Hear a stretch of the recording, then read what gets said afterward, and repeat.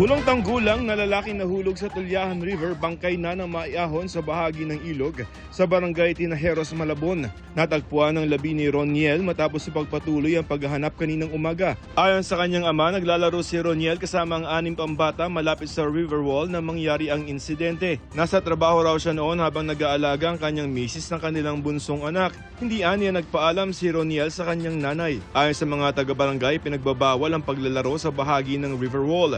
May harang itong bakod na kawayan at net pero nakakalusot pa rin daw ang ilang bata.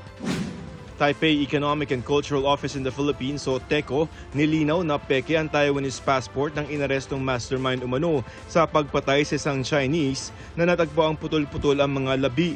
Sa pahayag ng TECO, kinumpirma nilang forged o pineke ang passport ng suspect matapos nilang suriin. Nakausap rin nila ng kanilang tauhan ng suspect kung saan inamin nitong isa siyang Chinese national.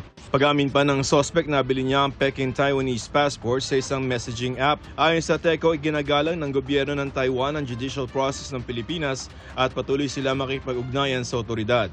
Inaresta ng Pasay Police ang tinuturong mastermind sa pagpatay sa isang Chinese na natagpang putol-putol ang katawan at inihalo pa sa kimchi sauce bago isinalid sa drum.